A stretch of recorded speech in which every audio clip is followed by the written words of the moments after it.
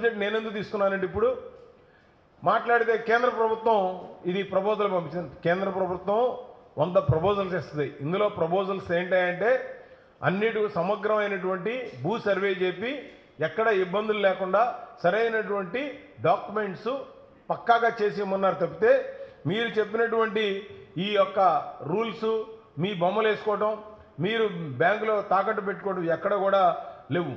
కానీ అబద్ధాలు మాత్రం పక్కాగా ఈ కేంద్ర ప్రభుత్వం మీద నెడతాం అనేది నెంబర్ 1గా మొదటి నుంచి అలవాటైపోయింది జగన్మోహన్ రెడ్డి గారికి. కనీసం ఇప్పుడైనా మీరు 2 సార్లు కేంద్రానికి పంపించారు ప్రపోజల్స్, 2 సార్లు దాన్ని రివర్స్ పంపించడం జరిగింది. అట్లాగే మొన్నటిదాకా మేము మాట్లాడినంత వరకు కేంద్రం అది చేయలేదు ఇది చేయలేదు. మీకు నిన్న క్లియర్గా చెప్పారు పోలవరం ప్రాజెక్టు 15,000 కోట్లు ఇచ్చాం, అదేవిధంగా రైల్వే జోన్కి స్థలం ఇవ్వలేదు అంతవరకు అని. మీకు ఇంతకంటే ఎవిడెన్స్ అవసరం లేదు. ప్రజలందరూ గమనించండి ఒకసారి ఎన్ని అబద్ధాలు చెప్పాడు ఈ 5 సంవత్సరాలు జగన్మోహన్ రెడ్డి.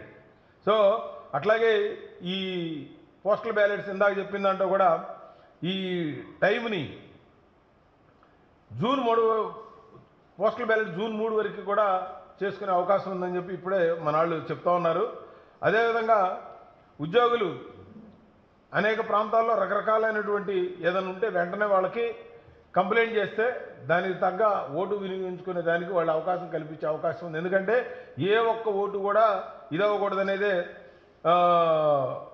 మనం చెప్పాలనేదే ప్రజాస్వామ్యాన్ని కాపాడాల్సిన అవసరం ఉంది. కాబట్టి ఎలక్షన్ కమిషన్ కూడా దానికి తగ్గ చర్యలు తీసుకుంటుందని చెప్పి నేను అనుకుంటున్నాను.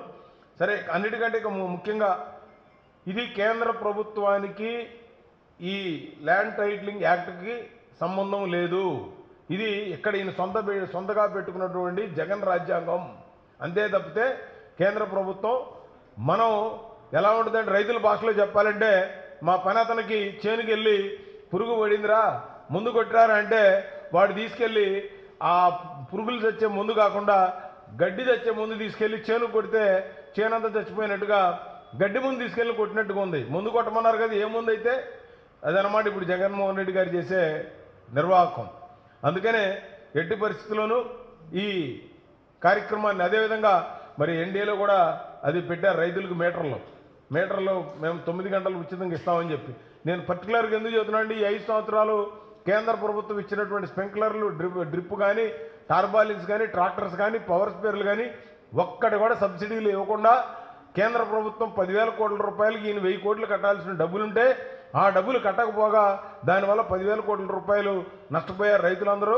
రేపు రాబో కాలంలో ఈ సబ్సిడీలన్నీ కూడా మీకు అందుతాయి. ఎందుకంటే కేంద్ర ప్రభుత్వం ఇస్తున్న వాటిని ఈ రాష్ట్ర ప్రభుత్వం వాడుకోకుండా వాటిని డైవర్ట్ చేసి ఈ రైతుల్ని మోసం చేసినటువంటి ప్రభుత్వం. అదేవిధంగా మీరందరూ కూడా పాడి పంటలతో అదేవిధంగా మంచి ప్రశాంతమైనటువంటి మార్కెటింగ్ విధానంతో ఈ ఎన్డీఏ ప్రభుత్వం రేపు రాబోతూ ఉంది.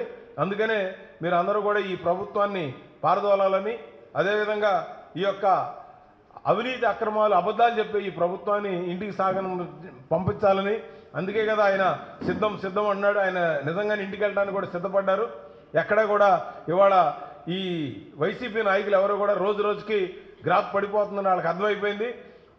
ఎప్పుడైతే ఎన్డీఏ కూటమి అయిందో 50%కి వచ్చింది, ఎప్పుడైతే అమిత్ షా గారును మోడీ గారు ఇచ్చారో 25కి వచ్చింది. ఫినిషింగ్ టచ్ రేపు రోడ్ షోతో అది ఏ 5%కు వచ్చే డిపాజిట్లు దాని పరిస్థితి ఉంటుంది వైసీపీకి.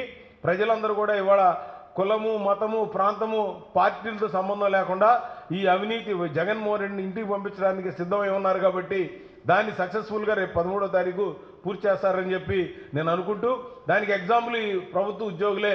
ఇవాళ 4 రోజుల నుంచి ఓటింగ్ ప్యాటర్న్ మామూలుగానే అసలు ఎంప్లాయీస్ బయటకు వచ్చి తిరగాలంటే కష్టపడతామంటే చాలా బాధపడతారు. అటువంటిది ఎండల్లో నుంచొని మంచినీళ్ళు లేకపోయినా బటర్ మిల్క్ ఇపోయినా పోలింగ్ స్టేషన్లో ఉదయం నుంచి సాయంత్రం దాకా ఆడవాళ్ళు పిల్లలను కూడా సంకనేసుకొచ్చే వాళ్ళు ఓట్లు వేస్తున్నారంటే ఇది ఈ రాష్ట్రంలో ఉన్నటువంటి ప్రభుత్వ వ్యతిరేకతకి ఒక నిదర్శనం అని చెప్తూ నేను సెలవు తీసుకుంటా ఉన్నాను.